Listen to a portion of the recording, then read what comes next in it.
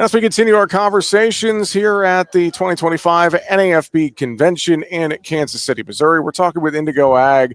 Senior Director for Carbon, Lauren Lindner, is with us here today. Lauren, good to talk with you. Thanks for joining us. Yeah, likewise, Jesse. Thanks for having us. Get folks up to speed a little bit on Indigo's carbon and source programs and some of the things you guys are doing with sustainability. Just, I think, a good refresher to start. Get us up to speed on some of the things you guys have been doing here recently. Yeah, absolutely. Thanks for asking. So Indigo is really the leading provider of carbon programs right now in the ag industry.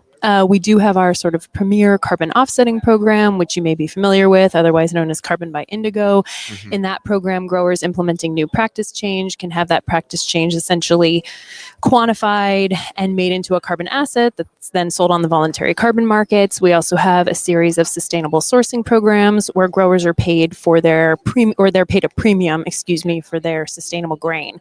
We've seen quite a bit of scale over the last year, Jesse. We currently have 8 million acres enrolled on our platform. We've issued over 1 million credits to date. We've saved 122 billion gallons of water through our programs. We're now able to quantify water impacts, and we've paid 3,000 growers to date, and we're going to keep on going. I think about this too, the work you guys are doing and just others in ag in general on the sustainability conversation. I mean, it's so important, and farmers are the original stewards. We Absolutely. know this, but there's been more of that focus on how do we elevate the sustainable practices that we're doing with U.S. agriculture, hasn't there? Absolutely. And what's been really interesting, I think, is just to look at the broader industry. I mean, the broader kind of economy in general. There's been so much discussion around big data, AI, right? But the sort of the bridge between grower data and actually monetizing that, I mean, the value for the grower hasn't really been clear historically. And through these programs, we're really starting to see that. I think there's been, general excitement about sustainability practices, both from a monetization aspect, of course, soil health. And it's been great to see so many corporate partners getting involved. We actually just announced a deal with Honda today. They are investing in the program. So that's been very exciting. And we're excited to see what's next. And I think too, now that the carbon conversation in general, we've been having it for several years now, and I know when this all initially started in the industry, it was kind of the Wild West, and now we're figuring this out. We're getting things more. We know how this goes, and we're seeing the benefits. To your point earlier, of many of these carbon programs, like the one that Indigo has. Yeah, we're definitely seeing more structure. We're seeing more corporate buyers come to the table. I think we're just seeing a lot more market maturity. This is real. This is here to stay, and we're here to support growers in those monetization efforts. Absolutely. What would you tell growers if they're thinking about making changes on the farm to their sustainability? Maybe they're looking at the Carbon by Indigo program, for instance, many different things. I mean, what would you emphasize to them here as they're wrapping up harvest season? They're going to start making decisions for next year and looking to make changes potentially. What would you tell folks? Yeah, that's a great question, Jesse. I think from an Indigo perspective, I would say do what makes sense for your operation.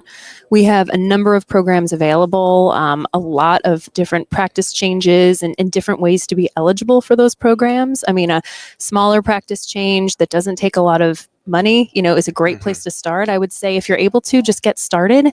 And where carbon is sort of the obvious place to start, we do have more source programs coming online, and we're also seeing a lot of interest on the 45Z front. Yes. That tax credit that's been bopping around for a couple of years now, right? And we are feeling fairly optimistic that could hit next year. So we are planning for that. We're running a number of pilots. So I would just say to a grower, do what's best for your operation. It's ultimately up to grower choice, but there are a number of ways to get involved, and we're prepared to meet you where you're at. I could jump down the 45Z rabbit hole with you, but we talk for an hour. How much time do you have? We'll save that for another conversation. Anything final, though, you would reiterate to folks here on the show today? Yeah, I would just say that, carbon programs are here. They're legit. They're validated. When you work with Indigo, you're working with a plethora of channel partners like Corteva, Growmark, Truterra, now Land O'Lakes, right? I mean, we're here to really work with growers, be legitimate, and provide an opportunity for growers year over year. Fantastic. Lauren, appreciate the conversation here at NAFB. Thanks for joining us on the show. Thanks, Jesse.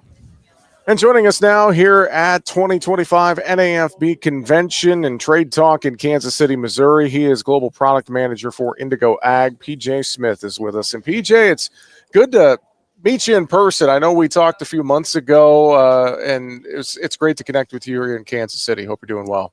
Yeah, it's great to see you in person, Jesse. Thank you so much for the time. They've got two bulldogs here in the cage, right, in this setup. So it's fun to finally be here in person and participate. So.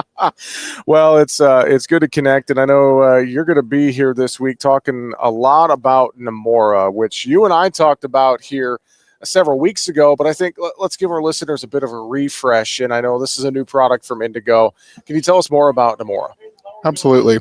So Nemora is the newest seed treatment solution in our biological product lineup, and it's a bacteria which seals the hatch. So it prevents harmful nematode eggs from hatching and those juveniles infecting plant roots. And it's a mode of action and an active that's not available on the market. And for growers interested, this upcoming spring, we can get it available to you. And we think about the impacts of soybean cyst nematode and just the economic devastation to a grower that we can see from SCN. And a lot of times you don't know you have SCN until it is too late. And so we need to find ways to avoid that, which is where Nemora comes in, right, PJ? Absolutely. And it's, what is fascinating about this topic is I think every time we read or listen about this, we see the big number, 1 billion, 1.5 billion lost across the country due to nematodes. But you mentioned it. Growers can't see this challenge. It's not obvious above ground. It's not like white mold or tar spot where you can really see it. So when you can confirm or you see those patterns of nematode pressure, such as soil sampling with your local extension, a lot of the tools available to growers, whether it's traits, chemicals, or older biological solutions, this is a new tool to help manage that and get it in the rotation. And it's a way of growing and working with the plant, which other solutions haven't been able to provide before. And I think with farmers especially, everyone's really looking at the balance sheets. Things are tight. They're looking for products that are going to give them that ROI, that return on investment as they're looking to next year. And, I've had this conversation with a lot of folks that you don't want to necessarily start cutting products out of your fertility plan that are ultimately going to be a detriment to what you're doing out there next spring, and so rather you should maybe look at making sure you invest in something like Nemora or other Indigo products that are out there, et cetera.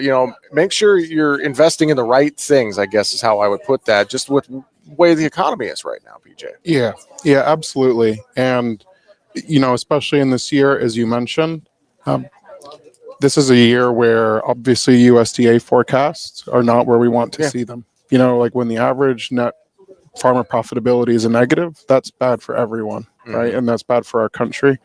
But you mentioned it, oftentimes it's making sure we're investing at the right things at the grower level, and perhaps not necessarily investing in everything. If you were to look at Nemora, you could look at a product and say that's new. I don't necessarily want to invest in that. However, what's unique about this is it actively grows with plants. So oftentimes, whether it's chemical crop protection or if it's certain nutrient packages, those can kind of degrade or dissipate over time. This is something that actually grows and increases in population in the field during the season. So there's very few inputs like that. And if you can invest in something on day one, which is going to last through the whole season, that's pretty good value for a grower. Well, again, if growers want to look at Nemora for next spring, I'm sure online, talking with their local dealer, representative from Indigo, a lot of ways to get in touch and learn more, right, PJ? Absolutely. We encourage growers to go to their local retail, who they trust to make these purchasing decisions. If your retail outlet does not offer it, they can go to our website, indigoag.com/Nemora, and we have a list of reps there who can get in touch with the grower and their retailer. indigoag.com/NEMORA.